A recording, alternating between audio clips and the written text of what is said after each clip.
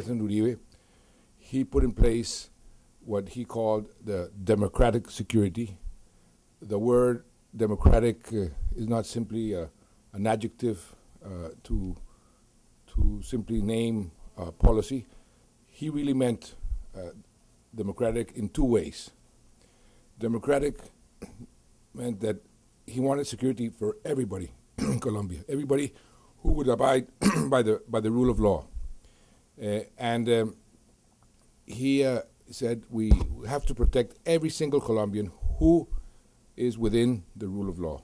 We will confront anybody who's outside that limit, but every Colombian, be it from the left, from the right, union member, businessman, whatever, democratic means security for all. The other meaning of democratic security means we need to put in place a security policy abiding by the laws and by the Constitution. Our Constitution is very individual freedom-oriented, individual right-oriented. Our Constitution is probably one of the most progressive constitutions in the world. Usually, when there is a conflict, when there is some kind of challenge, the individual rights are sacrificed, and the collective rights are put on top. Not in this case. In this case, we've been trying to put the individual rights always in the forefront of our policies. When we were planning the operation, the ones that decided or suggested or proposed not to shoot, not to do anything with the guerrillas that were left after the helicopters took off. There were a whole lot of, there were more than 80 guerrillas concentrated. They were there like sitting ducks. And it was the military who said, no, let's leave them alone. Let's not even capture them, nothing. Let's make this an absolutely clean operation. Not one drop of blood, not one shot.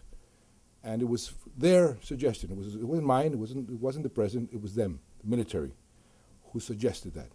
And that was the way it was done, without one single shot, without one single drop of blood. I'm going to go back to the beginning, the first part of your speech, and the context and your description of the consolidation of democratic security.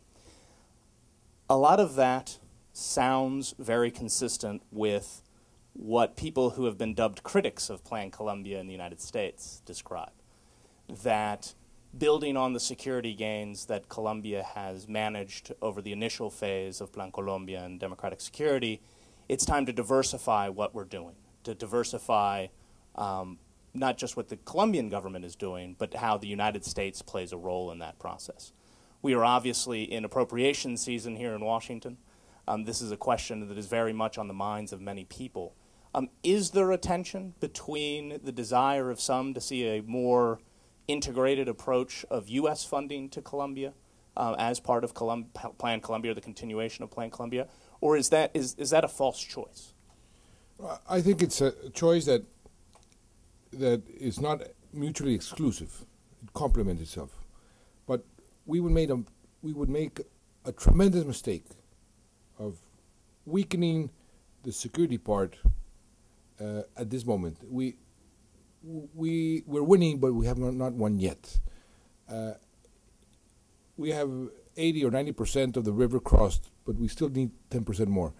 If we take away the military support now, the whole process could go backwards. These incidents with the Red Cross, why did the president deny it? Because there were strict orders. His orders, my orders, the commander of the armed forces, and the commander of the army. No usage of legal, respected international institutions. Yes, we built a FARC, a organization that did not exist.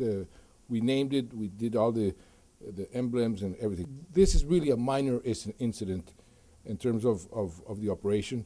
There was the usage of the bad usage, and we accepted and we regretted, and it's bad that happened, but it wasn't for a military gain.